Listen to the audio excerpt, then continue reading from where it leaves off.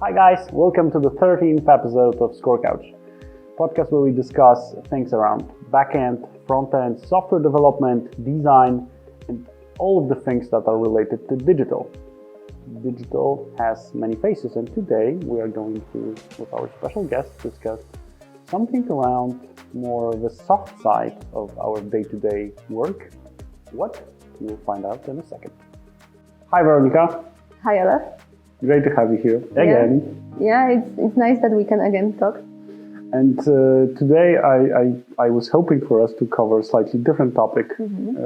So I would say a bit of a less traumatic than the recruitment process and everything that should be easy. around that.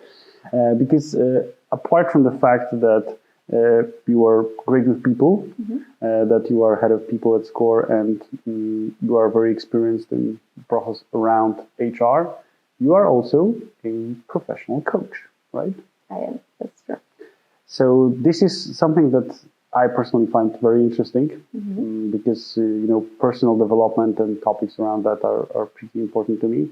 I think they are also pretty important to our industry nowadays because shit is changing very rapidly. Definitely. So you need to adjust, you need to adapt, you need to be faster, quicker, more efficient, more agile, and blah, blah, blah, a lot of those fancy terms. And it's challenging, I think, for people. Yes, definitely. Especially, I think COVID ramped it up because, we had all of this pressure previously, but right now we have this uncertainty. A lot of people are working in home. A lot of people don't have dedicated room for the office. So children screaming in the next room are not helping with managing the stress and pressure. So I think that these 2 years raised the demands for counseling, coaching, psychotherapy, and it's going to grow. Yeah, I've heard that two things, because when you said about children, I was thinking about dogs also, because my dog is walking onto me on some teleconferences regularly when I work from home. So that's one thing. And another, yesterday I was participating in a conference as a member of a discussion group, right, on the panel. And one of the ladies had her dog barking, in the middle of her presentation. So that was also an element that I think everyone is used to nowadays, right? Yeah.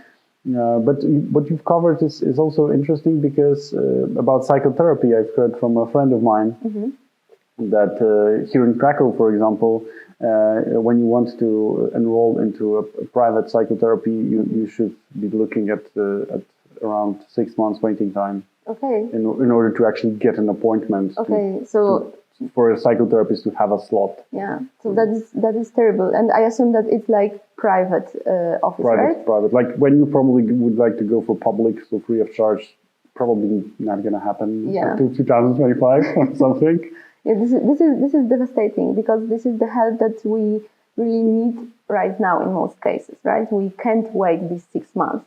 And also psychotherapists are, we are not getting that much new psychotherapists every year. You need to have 5 years of university, 4 years of additional psychotherapy school. So, a lot of years of preparation. Yes, exactly. So I don't think that this waiting time will be shorter anytime soon. Yeah, so COVID ramped things up for sure, as you said. So this is, I think, the moment in which I would like to understand, or I would like our viewers to understand. What would you say is the difference between all of those, let's say, branches where you can explore yourself and improve your well-being? Okay. So you can use multiple different ways of help, right? I think that right now psychotherapy is very common, and it's a lot of people are opening for that kind of help. They are not, because back in the days we thought that if you go to psychologists or to psychotherapists, there is something wrong with you, right? And I think that people were intimidated to go to one, definitely not share with the environment that they are seeing someone. And right now, it's simply taking care of yourself, right?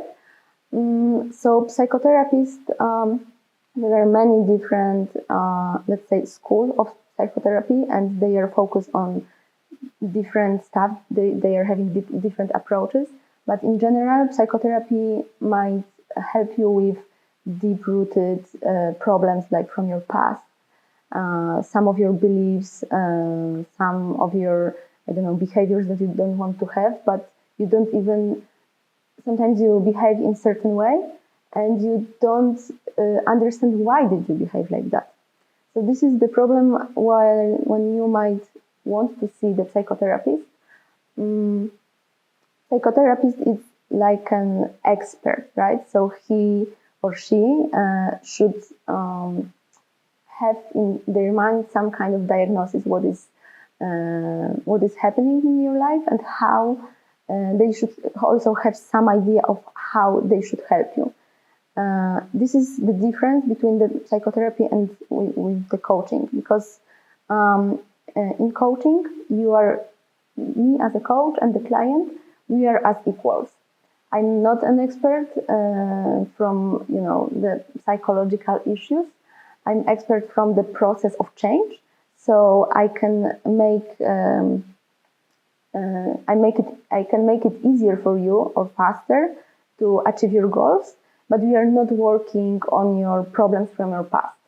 We are you will know what kind of goal you want to achieve, and then during the process, during the session, you will find the tools, motivation, etc., to achieve them faster and easier.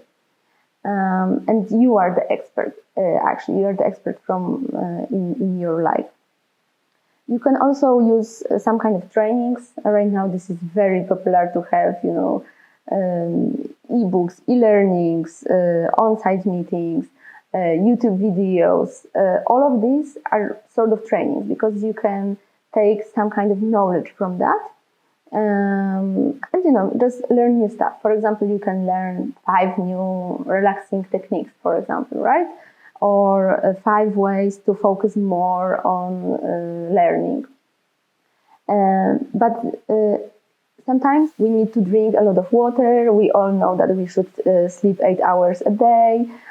We all know a lot of stuff around how to have a healthy and good life. And most of us, we are not doing that, right? So knowledge is not everything. It's good to have, to understand how you should proceed, but sometimes it's not enough. So this is another usage of coaching, because I'm not teaching anything during the session, but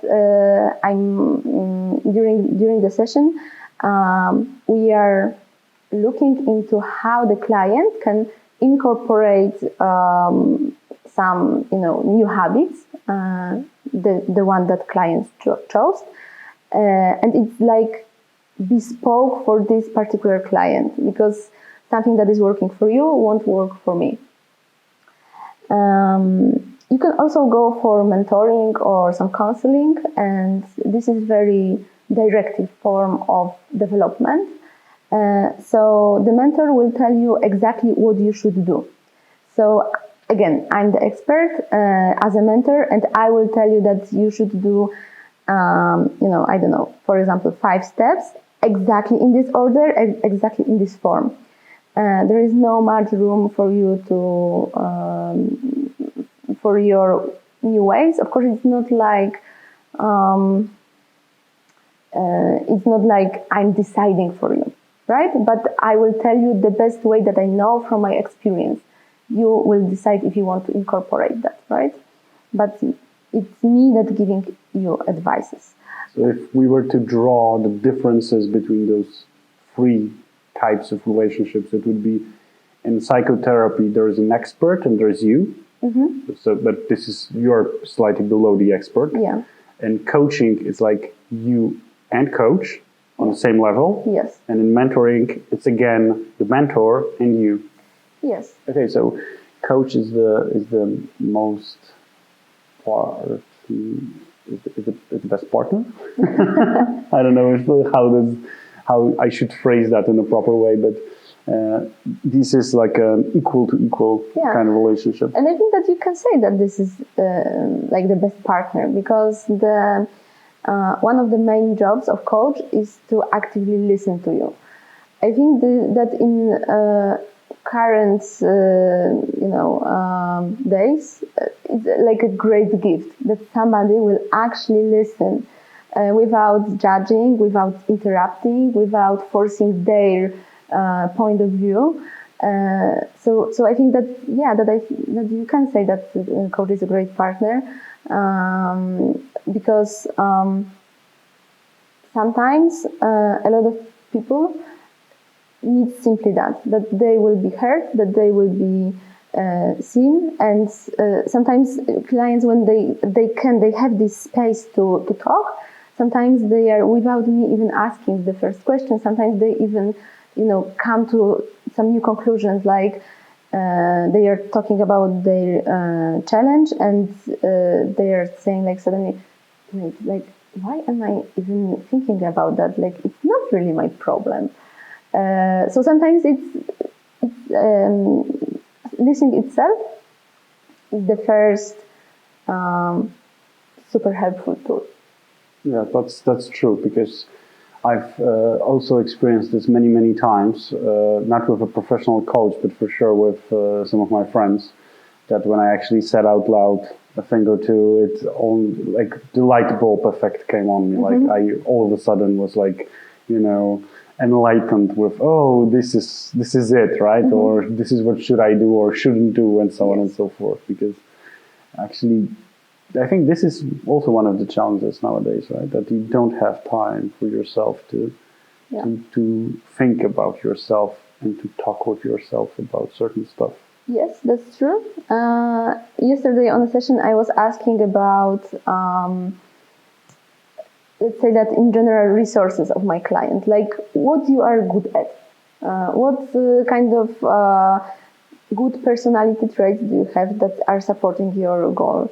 What kind of experiences will make this, your goal achieved faster or easier?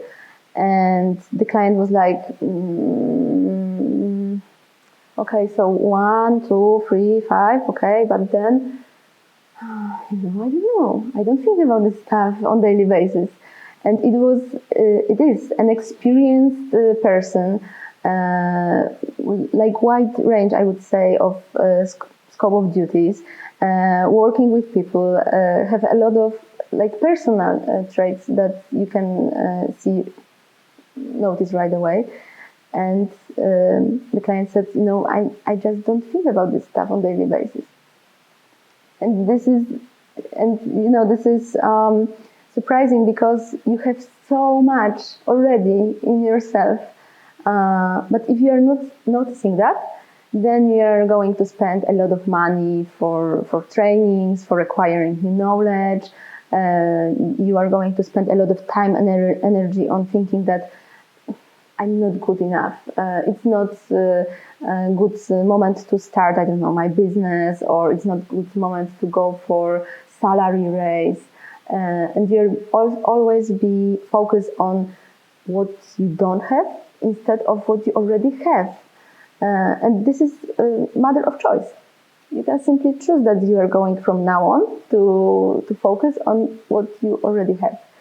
And in my opinion, it's definitely more healthy for you. Okay, super interesting. So, coach is a living mirror. Yes, this is a good metaphor. Yes. Okay. So you've mentioned a lot of things. I think we've covered a lot of let's say challenges that you are facing in your day-to-day life, and probably with some of them you need to go to psychotherapists, right?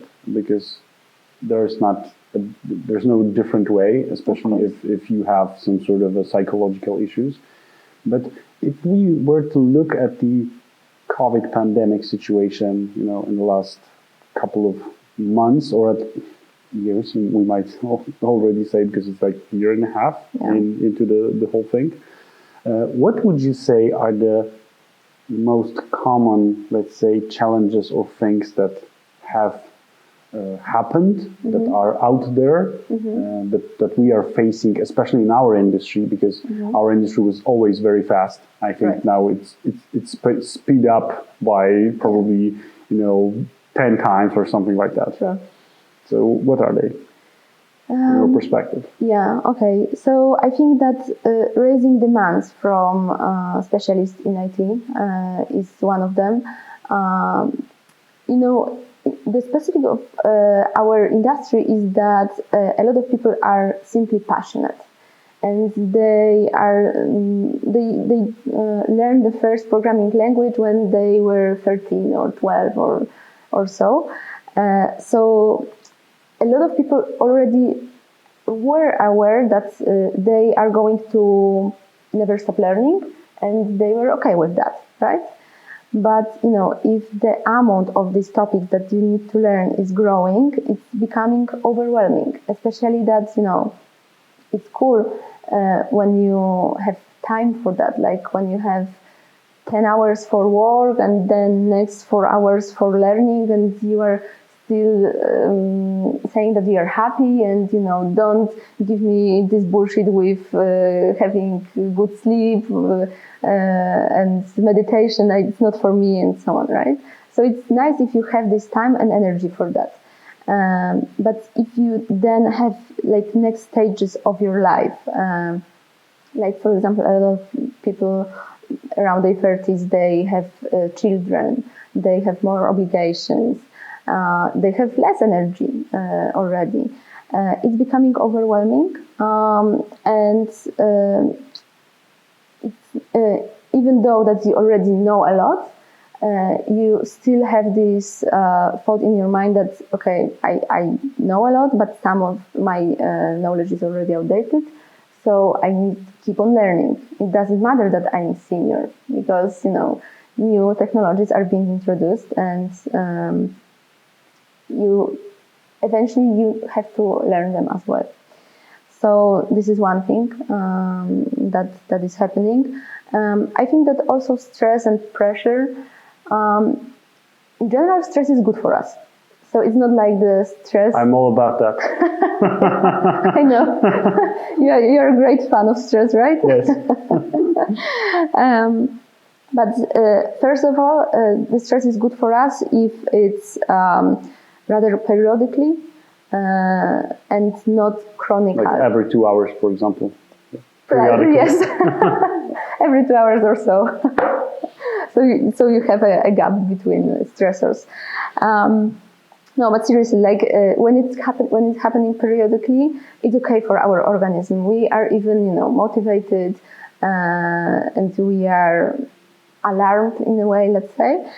But if you have this stress chronically for years, for example, our body are not adjusted simply for taking so much of cortisol and other neurotransmitters that are developing in your body, and you are starting to feel physical pain, because depending on how your body is reacting to stress, it can be tightened backs, or it can be problems with your neck. It can be also problem with headaches, because, for example, because of the stress, you are, tensing this part of your head.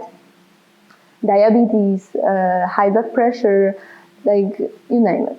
So all the pleasant stuff. Yes, exactly. And as I said, as far as you can cope with stress, even chronic, for long period of time, eventually you will suffer from the consequences. It's like, you can bank on it, right? So I think that, people are, I think that also in IT industry, noticing that, okay, so I am in good position in my life because I have a great job. If I stop liking it, I can change it for like 100 offers that are just like that. I have very good salary. It will raise, I don't know, maybe 2,000 or even more every 1 year. And also I can bank on it. I'm working on interesting projects. I have good benefits and so on and so on. I'm seeing that people are facing that, okay, so I have so many stuff. I am definitely living good life. I have so many, material stuff, but they are not making me happy anymore. I'm noticing that I can't feel joy.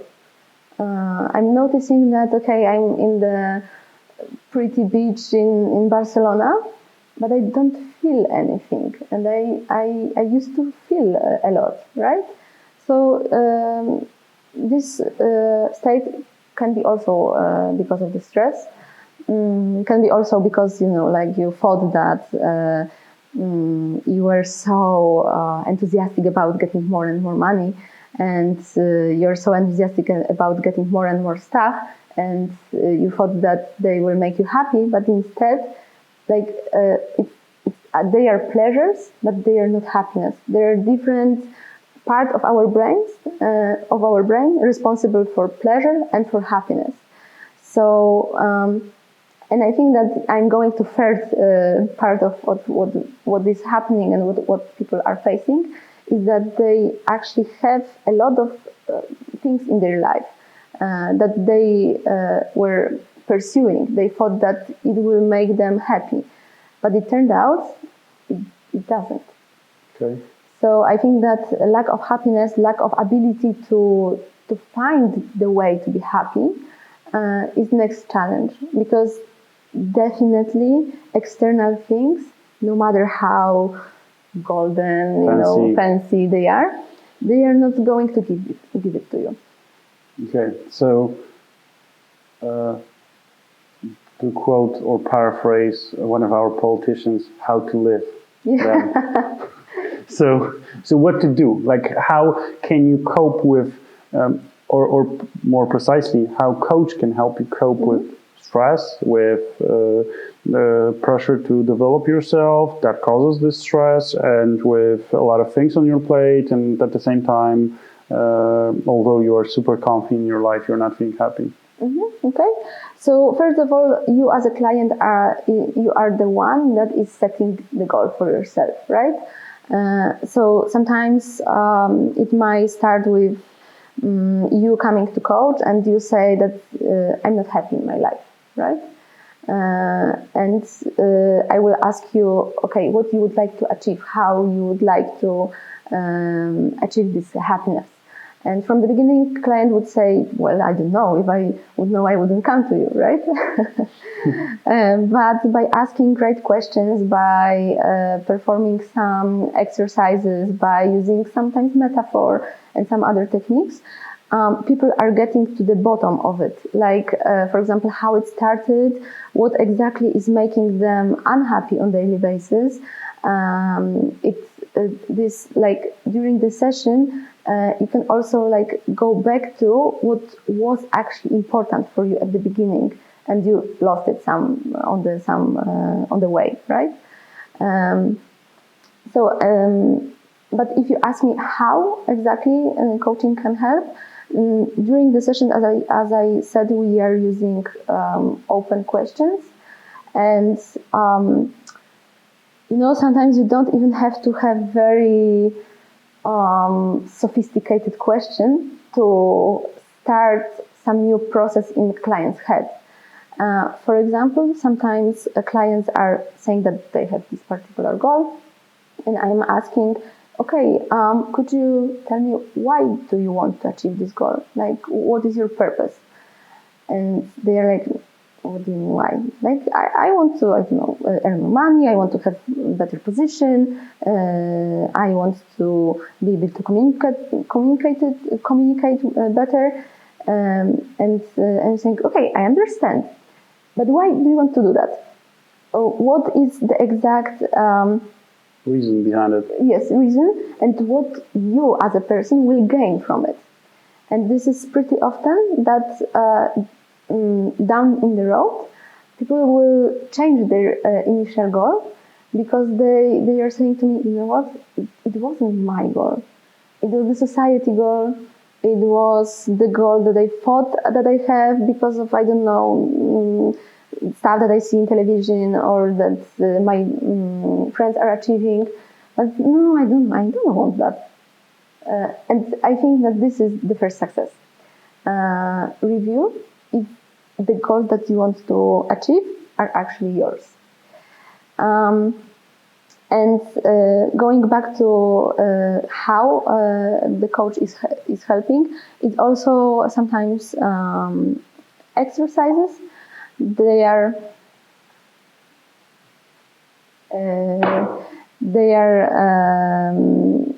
designed to open you more, like to show you broader perspective, to make you understand that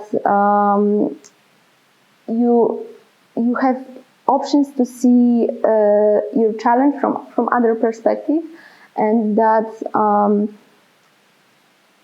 maybe also sometimes to find a reason of your challenges, and to find this aha moment, to find that okay, like I could do this. I don't think that this is so complicated, because during these exercises or during the questions we are also operationalizing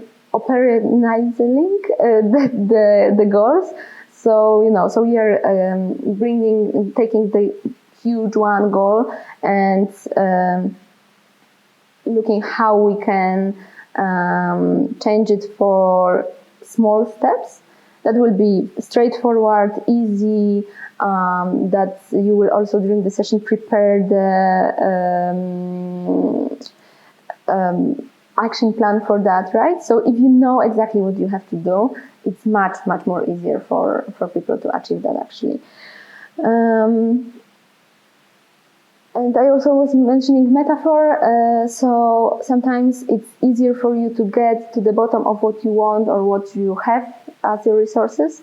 If you think of your problem in, if you are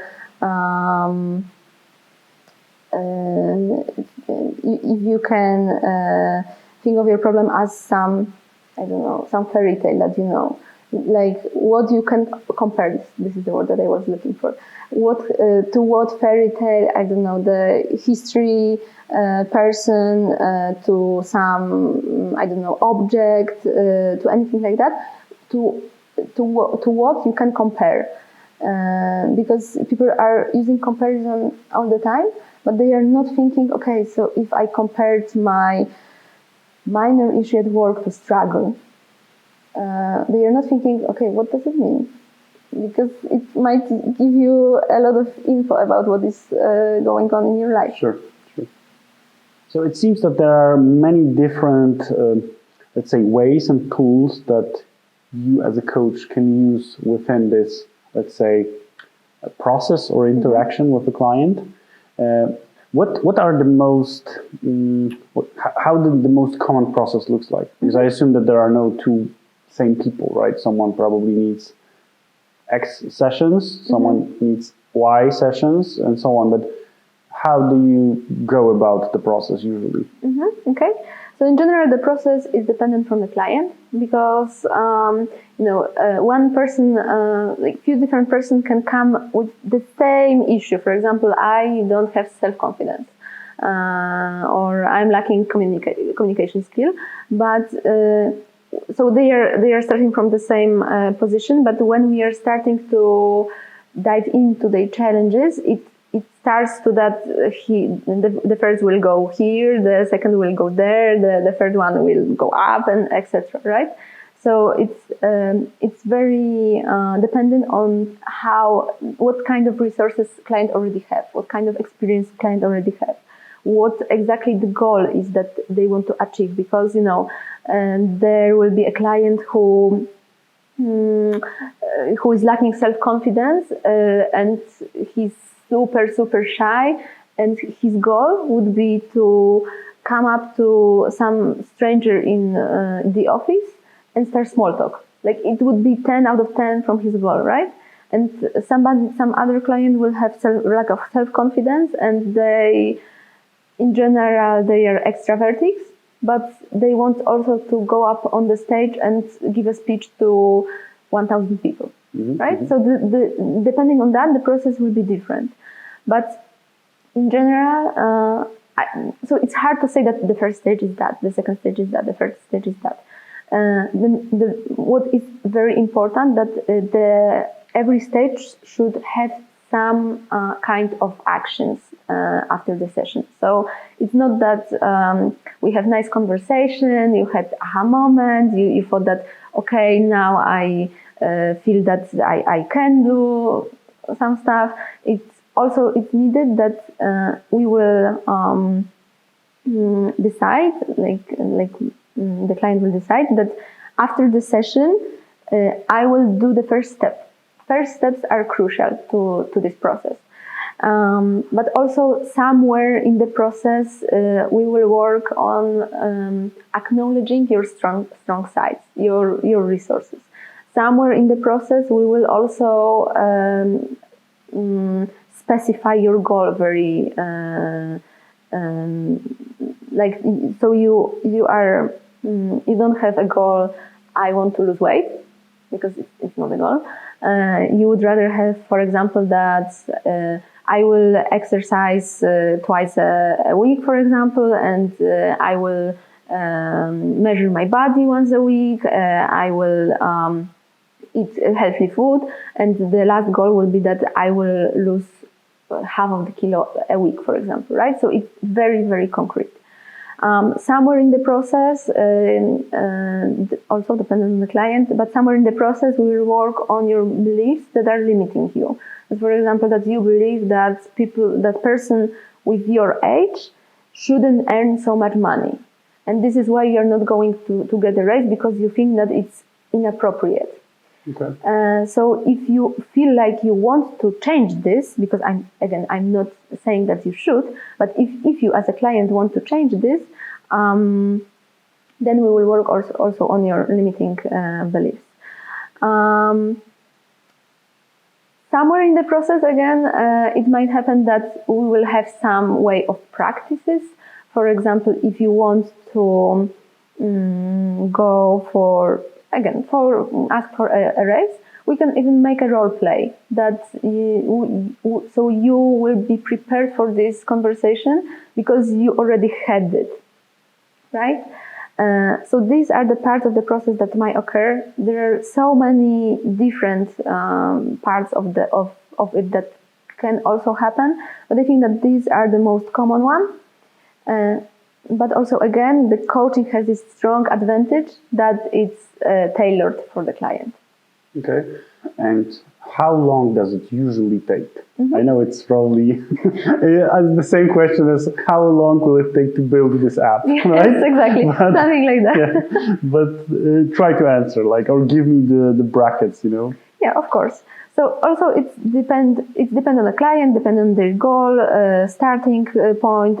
Also depending on the coach, because different coach has different ways of working. There are coaches, I know that there is a coach, very famous coach, you are paying, I think, $1 million for coaching, for 1 year coaching. And he is not working with people who won't commit to 1 year work, for example. But from my experience, it's usually 5 to 10 sessions that can guarantee you significant changes in your life. Or maybe I said it wrong. Session won't guarantee you that. But your work will. Yes, exactly. Okay. The client's work will guarantee that. So the process is here to help you. But I, as a coach, the exercises that we are making, they won't do work for you. So between 5 to 10, but sometimes clients have a very simple problem. Sometimes they want to, sometimes they have dilemmas. If they should stay in the current work or they got other offer and if they should accept it. And this is the topic for one session. Okay. So it varies, but it's not that long. It's not that long. And usually these sessions are happening like weekly, bi-weekly, once a month? This is mostly dependent from the coach, because rather the coaches are saying the way they're working. But for me, it's once every around 10 days. So between 1 to 2 weeks, let's say, from my point of view, is the best approach. Definitely, I would say that once a month is too rare. Okay. And if you were to say, about the challenges that we have discussed, the tools that coach has, and the workflow that you are using, that coaches are using in their day-to-day work, what are the best moments or scenarios in which it's good to have that kind of help or assistance? Top 3 or the one that you think is the most common amongst people, because maybe there's someone out there that is, experiencing some sort of an internal drama or dilemma, and this one session might, be a life changer for them. Okay, so for sure, if you want to achieve something, you are even pretty sure what exactly you want to achieve that, but somehow you're not doing that. You're motivated, you have resources, you already downloaded tons of materials, but for some reason that is not known to you, you're not doing that. This seems to be some internal conflict, some internal blockade. In a lot of cases, it will turn out that, for example, you believe that if you will go for this new career, you won't have time for your family, or that you are not good enough to achieve your goals. So, if you want to achieve something and you can't do that, even though that you have already everything that you need, this is the situation when for sure coach would be helpful. Also, a situation when you have so much on your plate and so much pressure, stress, that you already are close to even like to these two sides, that you either go to this extreme that you know what, I'm just dropping everything. I will be late for every meeting. I don't give a damn. I'm still preparing because I simply cannot cope with that, right? Or to the second extreme, I'm a perfectionist, and it doesn't matter that I have already more duties. It doesn't matter that I have more stress. It doesn't matter that I have newborn at home, etc. I will make everything on the level that I did because this is my standard, and sleep is for weak people and I don't need it. Okay.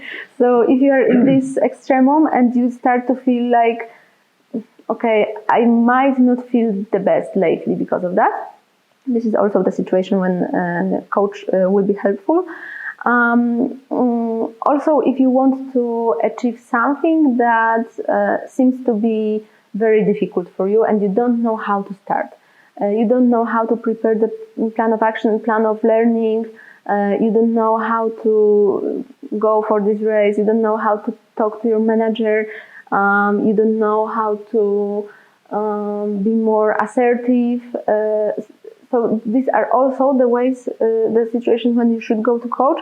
But as I told previously, coach won't tell you, okay, so if you want to be assertive, you need to use this particular technique. No, rather, coach will ask you, okay, so what would you like to, what kind of person you would like to be? How you would like to respond to situation when you right now don't feel assertive? Maybe you know somebody who is assertive, how they behave, what you would like to take from them, So again, I'm working on what there is already inside client, but they don't have access to it. Okay, so to access your inner potential, to have a mirror in front of you. Yes. These are the main reasons why you should ask for advice to coach. Yes. And do you have any? This, of course, needs to be anonymized, that's for sure, but do you have any success story or story that you are sort of proud of like the one that sort of sticks to you when you feel like, oh, yeah, this is why I'm doing this. This is the main reason that you can share or tell us about. Yes. So the first one is that I had a client and he had a goal. Let's say that it was introverted person, okay? And he wanted to get more social skills. And for extroverted, like for example me, this is something that like comes in a package if you are extroverted. And for introverted people, it's very difficult to achieve even minor goal in this field. So he set a goal for himself, and it was like, but let's be honest, I will never do that. I know right now that it's out of my reach, so I want to go in this direct, but it's out of my reach. And because of the session and because of the task that we had, formulated. Yes, between the session. In the third session, he told me, you know what? I think that I want to change the goal. I think that I want to work on something else. And I said, okay, that's cool. But I will tell you again about your first goal. And I will remind you, because we are also saying, like, we are indicating how you will recognize that you achieved that goal, right? So it won't be relatively. You have to have you have to be able to put a measure next to it and be sure that yes, this is achieved. And so I read these criteria, and he said, you know what? I think it's 7 out of 10. After 3 sessions. And then the first session he said, no, like it's not doable for me. So definitely this is the one. And also I have this one session, like it was only one session, when the client was fixed on choosing. He thought that he has to choose one or other path in his life. And the goal was to choose, to find what path he should pursue. And the outcome of the session was that he even got, he was like touched a little bit about that, because he understood that he, at this moment of his life, he doesn't have to. He doesn't even want to choose this path. It was something that peers were doing right now, and he felt the pressure for that.